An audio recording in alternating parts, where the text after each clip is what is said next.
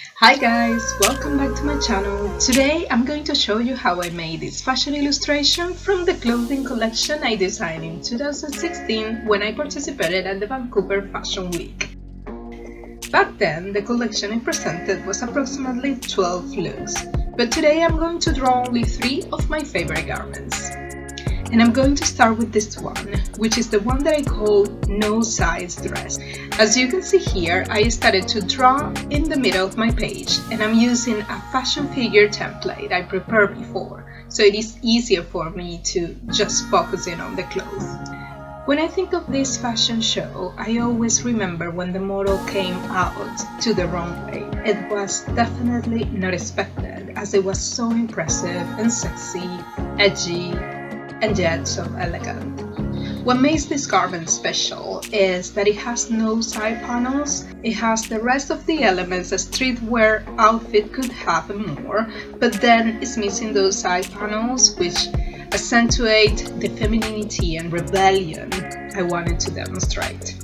The cute short sleeves are also pretty rebel, as well as they enhance the shoulder line as a sign of power.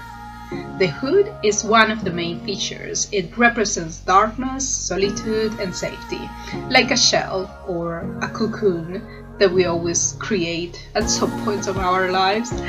It has a massive zipper line in the back that opens from the hem of the hood to the hem of the skirt. I don't know if that makes sense, but it's all the way in the back. It was so hard to find that kind of zipper, as it had to be made in a specific material, very nice metallic. It had a certain length. Yeah, but I finally found it, so it was pretty cool.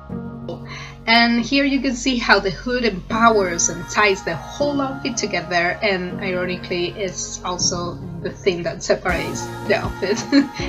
The skirt has a very unconventional length, especially for these types, this era. And the pockets, I love pockets.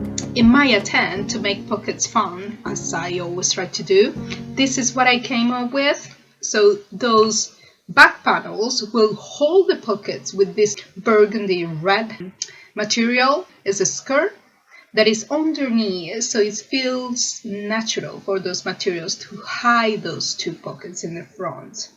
It's all made of this double woolen fabric I kindly received as a donation from my old fashion school when I had to do like a crowdfunding campaign to help me get from Italy to Vancouver just to do the show.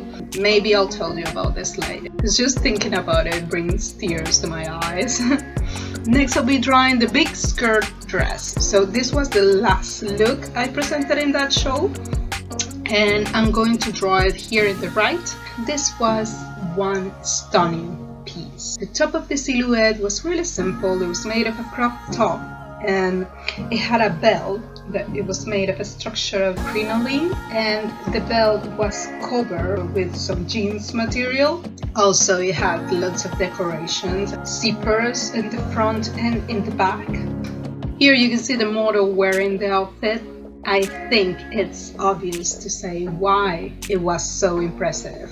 The skirt has its magnitude and importance, not because how massive it is, but because the material it was made of, the technique I used to build it. The material was a thick mix of wool fabric, not a common thing to use for big skirts like this. A bit heavy, but with lots of body, so it could do what I needed it to do, which was the draping technique I applied to construct it.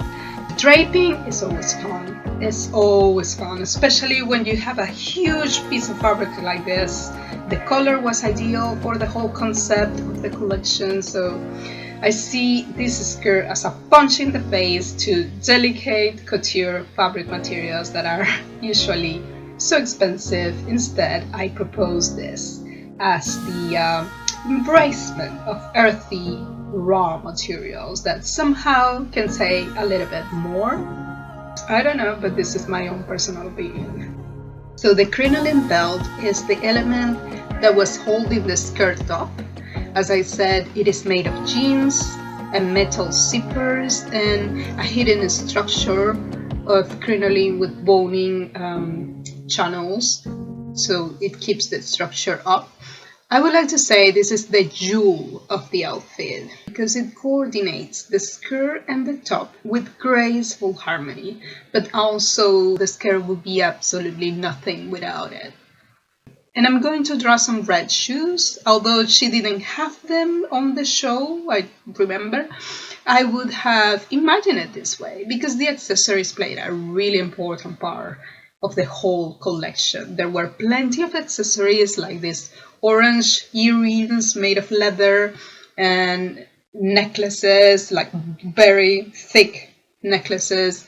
In some cases also the leather handbags, which are my own collection as well. And this is me in my final walk. And you can see how happy I was, super happy. And the last fashion design I'm going to draw for today is the red velvet dress. You can look at it here on the runway. I combined it with one of my Pagoda leather bags, as I was saying before. Now, I know this dress is extremely wintry. Of course, it's made of velvet, which is a really thick material, and it has a silhouette that if you analyze it on its own, you will think it's a dress for people of a certain age, maybe, you know what I mean? Not showing too much skin, but in the contrary, it turns out to be really juvenile, sexy, and yet also comfortable dress, I think. This is my take on you don't have to show skin to look sexy, you know? It's all attitude. The neckline is the component that adds that intriguing feeling to the dress. It's a tall boat neckline made of black woolen material, and this is really thick woolen material that is even heavier and thicker than the red velvet. It creates loads of character and coordinates very well with the other components of the dress, like the big pockets. Here you can see the stripy red velvet fabric in more detail, and how I also added those zipper elements on the front panels. So it's just for pure decoration purpose.